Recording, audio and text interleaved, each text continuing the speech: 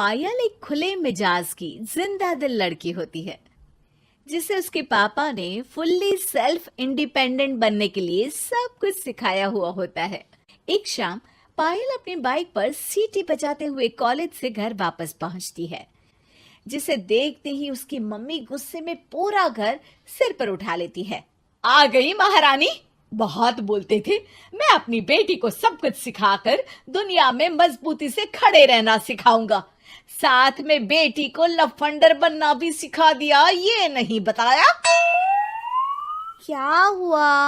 आज ये कुकर इतनी सीटियां क्यों मार रहा है? सीटी? सारी फसाद की जड़ तेरी वो बाइक और सीटी है, उन्हीं से लड़के छेड़ती है ना तू। हाँ, ये तो गलत है, मुझे बताए बिना ही लड़का छेड़ दिया। हाय तौबा, ये कैसा पति और बेटी मिले हैं मुझे।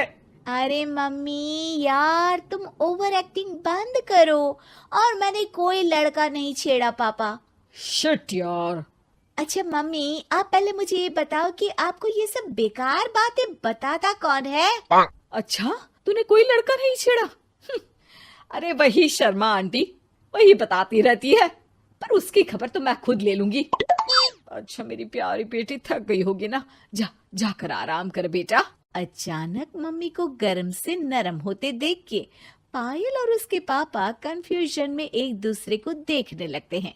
आंखों से कुछ इशारे होते हैं और पायल वहां से चुपचाप चली जाती है। जिसके बाद रात को घर में सबके सोने के बाद दोनों पापा बेटी छत पर मिलते हैं। क्या खबर लाए हो? अरे तुम्हारी मम्मी तो हमसे भी तेज निकली, कोई खबर नहीं मिली।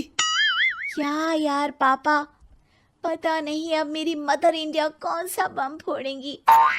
इसी के साथ दोनों अपने कमरे में वापस जाकर सो जाते हैं। अगली सुबह पायल जैसे ही कॉलेज जाने के लिए तैयार होकर कमरे से बाहर निकलती है तो उसकी मम्मी उसे लड़के वालों के सामने ले जाकर खड़ा कर देती है। जी, ये है मेरी बेटी पायल, थोड़ी चंचल है लेकिन बहुत नेक दिल और होशियार है।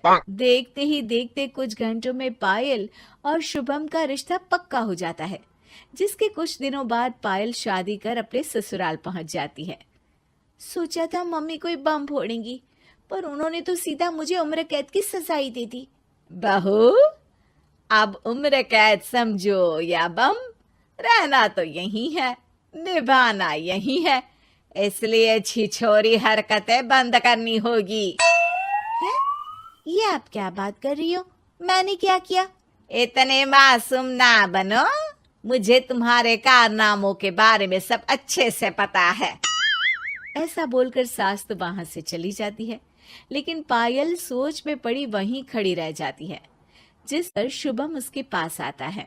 तुम मम्मी की बात का बुरा मत मानना, वो पड़ोस वाली आंटी ने उन्हें तुम्हारी बाइक चलाना, सीटियां बजाते हुए घूमना, बेधड़क सबसे बात करना वगैरह जैसी कुछ बातें बता दी है, जिसे सुनकर उन्हें गुस्सा आ गया है।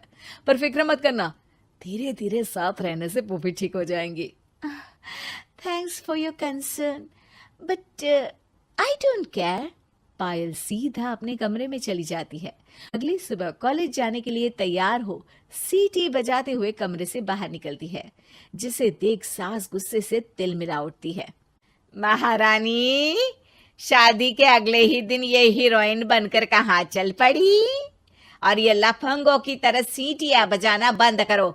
ये हमारा घर है, कोई सड़क नहीं जहां तुम आवारागर्दी करती घूमो। मम्मी जी, सीटी बजाने और कंफर्टेबल कपड़े पहनने से लोग कब से आवारा बनने लगे? इसी के साथ सास बहू का युद्ध शुरू होने ही वाला होता है कि शुभम वहां पहुंच जाता है। माँ, उसका कॉलेज है इसलिए ऐसे तैयार हुई है। और पायल, तुम भी माँ को समझने की थोड़ी कोशिश करो ना प्लीज। सिचुएशन संभालकर शुभम और पायल घर से निकल जाते हैं।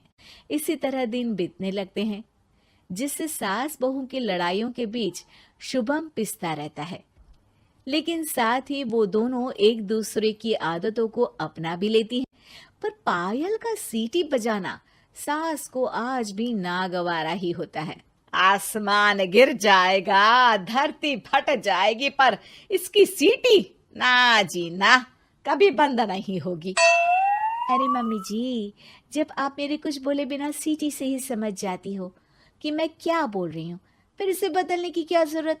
यही तो हमारी यूनिकनेस है। पायल की बात से ज्यादा सहमत ना होते हुए भी सास हंस पड़ती है। उसी शाम पूरा परिवार घूमने जाने का प्लान बनाकर घर से निकल जाता है और उनके जाते ही घर में चोर घुस आते हैं और तभी वो सब भी दोबारा घर के अंदर आते हैं बाहर से। क्या यार पायल, एक शाम भी फोन के बिना नहीं रह सकती थी क्या?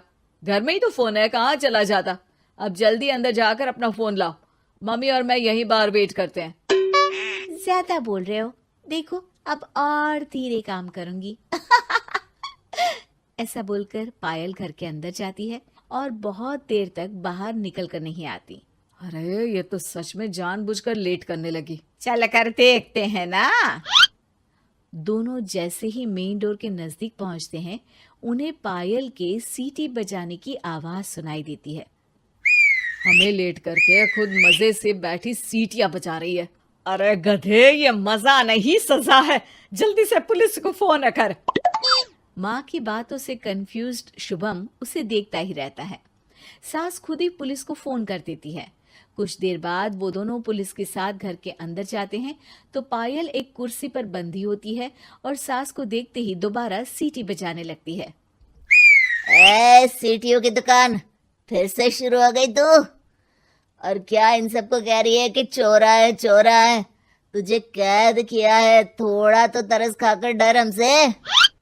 और प्यार से क्या बोल रहा है इससे? अरे इसके सर पर बंदूक लगा, ठोक दे इसको। अरे चल झूठे, तेरे पास तो हथियार है ही नहीं। सास की बात सुन वहां मौजूद सारे इंसान हैरान रह जाते हैं और पुलिस तुरंत उन चोरों को अरेस्ट कर लेती है। आपको कैसे पता कि इनके पास हथियार नहीं है? अरे सीटी नहीं तो बताया।